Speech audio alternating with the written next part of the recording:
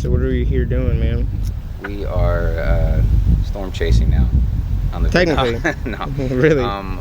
We are capturing the climax of said documentary story, album, mixtape. It's Young Drew, the kid Young Drew, and we are at 50/50 Studios in Dallas, and we are here because I just got done recording and mixing the Dreamer 3 Under the Blossom Tree.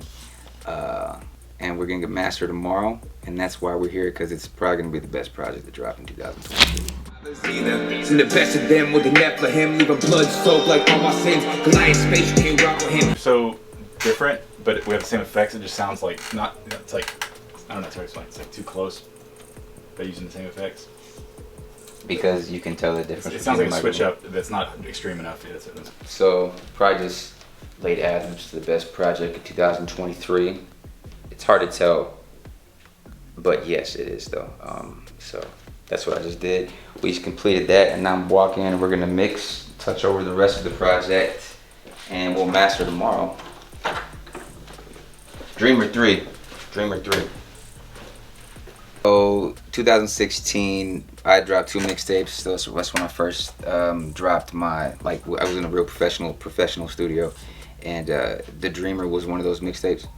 2016, so it like has a kind of special place because it was like the one that started off, the one I started to get like some good feedback from, as far as like people like, oh man, you pretty lit, and then dropped the second one, had a good resonation, and this is, 2023, it's the third. I was like, man, might as well go for the third installment. And then the producers that hit me up and sent me beat packs, like it just kind of like, when I heard it, I was like, no, this is the Dreamer 3 right here, as far as the aesthetic and, you know what I'm saying, the sonics were concerned.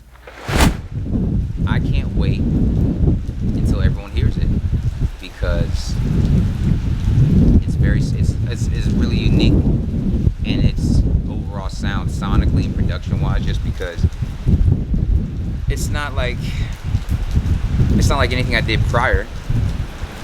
But Bob Dylan said, an artist is always in the stages of becoming. He said if you ever just arrive, you never just arrive, then you're dead. You have to always have to be in the stages of becoming. So like in the 60s, it was all acoustic, it was all the harmonica, acoustic guitar. Then he went electric, and then people started to boo him, and they were like, yo, you're Judas because you're not doing folk music anymore. He went electric. But then he had like a Rolling Stone, which is probably one of the bigger hits of his career.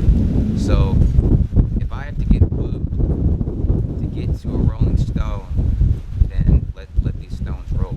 You know what I'm saying? Let the boos rain down upon me like these metaphorical and also physical raindrops that are happening right now in this storm. But storm is water into the world that equals life, because that equals the plants growing. You know what I'm saying? And the plants need to be strong for the days when there is no water.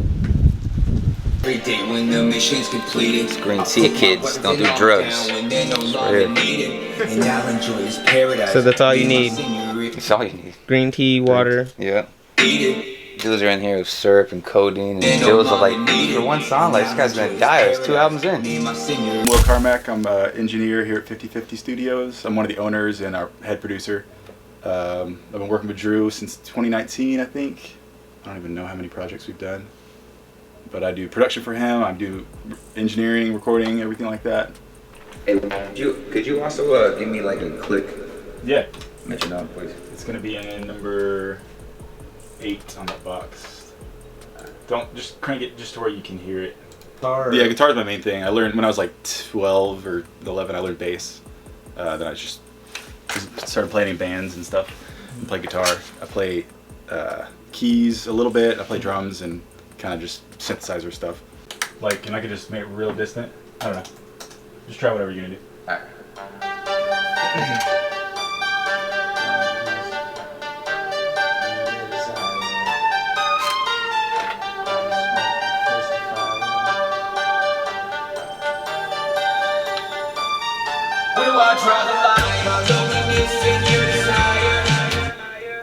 What initially drew you to hip hop at first?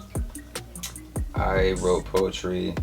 First of all, I was into poetry like when I was in. I remember you said first grade. I was writing poetry in first grade, but I was into it for a long time. It was Edgar Allan Poe, the Yeats and Frost and stuff like that. It was just, I don't know, something about it. You could like paint a picture of words. It always kind of drew me to it. And then like as soon as second grade, I heard hip hop. It was like, that's it for me. Like whatever that is, I'm gonna do that. What was the first song that you heard that like? I can't tell you the first song, but I can tell you the batch of songs because.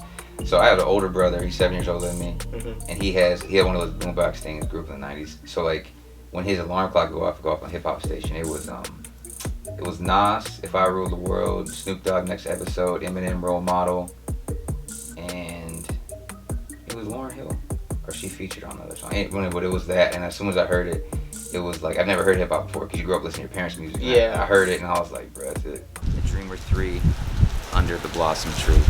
New beginnings, new chapter, new year, you know what I'm saying? Coming off of a fantastic 2022, which I couldn't be more happy about. I mean, I'm sure some things could have went better, but musically, no. And so we're coming off the back of that, and you just gotta ride the wave, the hot hand, you gotta get it. And this storm is what's gonna happen when I drop.